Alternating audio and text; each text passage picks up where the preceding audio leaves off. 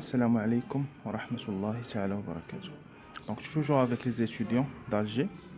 Donc on va continuer la voie de signalisation de la dégradation du glycogène ou bien la glycogénolyse.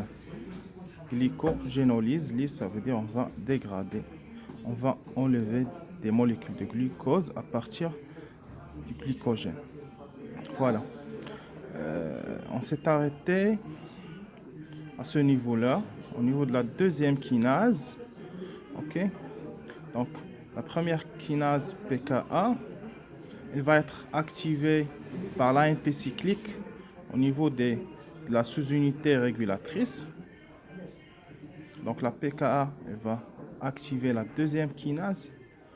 Donc là on a deux kinases, faites attention. Donc la deuxième kinase, c'est la glycogène phosphorylase, donc c'est une phosphorylase. Donc c'est une kinase à action de phosphorylation. Ok. Donc après phosphorylation, elle est activée. Donc on pourra vous demander le jour de l'examen comment se fait l'activation de la glycogène phosphorylase par exemple. C'est après activation de la kinase A via l'AMP cyclique. Il va se fixer au niveau des deux sous-unités régulatrices. En fait, dans le cas normal, ça veut dire qu'il n'y a pas de fixation d'un ligand. Ici, le ligand, par exemple, c'est le glucagon. Ok. On suppose qu'il n'y a pas le glucagon, il n'y a pas le ligand. Donc, la protéine kinase A, elle est désactivée. Et les quatre sous-unités sont attachées. Faites attention.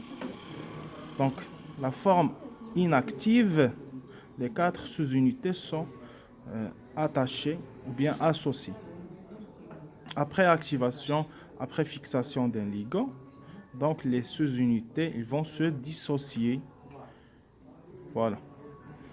Donc je vais continuer. Donc la deuxième kinase, une fois elle est phosphorylée par la première kinase, elle est activée. Cette deuxième kinase, elle va activer, moi je vais mettre un plus, elle va activer une phosphorylase.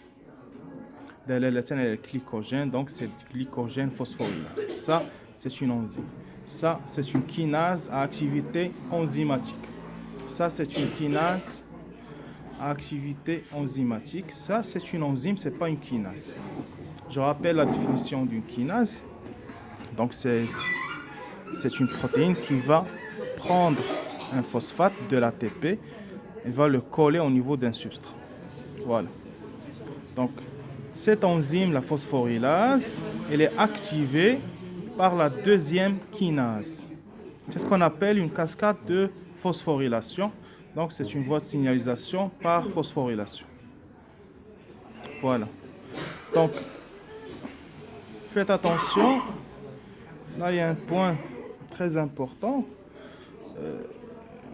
Sur votre diapo de votre université boumedienne, vous avez la forme B qui est inactive, vous avez la forme A qui est active. Ok? La forme B qui est inactive, c'est quand l'enzyme il est déphosphorylé. Là, la forme active, c'est après phosphorylation, donc G plus P, plus phosphate, sous l'action de la deuxième kinase. Donc la deuxième kinase, elle a ajouté du phosphate. C'est la forme A qui est active. Et en absence de ligand, notre exemple là, c'est le glucagon. C'est un hyperglycémion. Okay? En absence de ligand, de fixation de ligand, je vais avoir la forme B qui est la forme inactive. Donc la forme inactive, l'enzyme, il est déphosphorylé. Enzyme, comment il est déphosphorylé. Bon, je rappelle, ça c'est la deuxième partie. Les gens qui n'ont pas vu la première partie, il faut revenir sur la première partie. Ok? Donc ça c'est la suite de la voie de l'AMP cyclique, adénylate cyclase, dégradation du glycogène. Ok? Que ce soit le glucagon ou bien que ce soit l'adrénaline, c'est la même chose. Ils prennent la même voie. Ok? Donc faites attention à ces deux formes. Donc la forme B qui est inactive. Donc ça c'est la forme B qui est inactive, la forme A.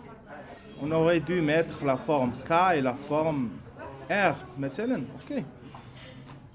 Donc le plus important, c'est qu'il faut savoir que la forme A activée, c'est après phosphorylation via la deuxième kinase. Voilà. Donc cette enzyme, une fois activée, c'est une phosphorylase. Elle va dégrader le glycogène. La grosse molécule du glycogène, il y a des résidus du glucose. On va enlever, on va soustraire du glucose. C'est une lyse. Il y a un autre terme que j'adore, c'est la phosphorolyse. Phosphorolyse, c'est une lyse du glycogène via la phosphorylase. Donc phosphorolyse, c'est la lyse ou bien la dégradation du glycogène via une phosphorylase. Voilà, donc les personnes qui ont demandé mon mail, là j'ai mis mon cachet là, med88.cherkaoui@gmail.com. Donc je fais un petit récap. Donc cette voie c'est la voie de l'AMP cyclique. Donc le récepteur il est couplé à une protéine G. La protéine G, c'est une protéine trimérique, ça veut dire qu'il y a 3 sous-unités, alpha, bêta et gamma. Donc la sous-unité alpha, elle va stimuler l'adénylate cyclase, elle va activer l'adénylate cyclase qui va dégrader l'ATP en un AMP cyclique plus le pyrophosphate. Et c'est l'AMP cyclique, il est considéré comme étant un second messager. Il va activer.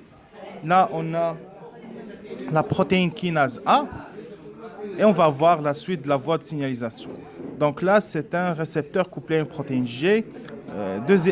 L'autre exemple qu'on a traité hier, c'était un récepteur à activité enzymatique. C'est le cas de la synthèse ou bien de la formation du glycogène. C'est une voie de signalisation.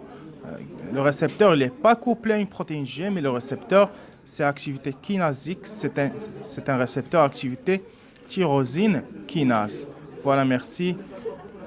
Donc, la quatrième vidéo, j'attends vos réactions. OK? Voilà, merci.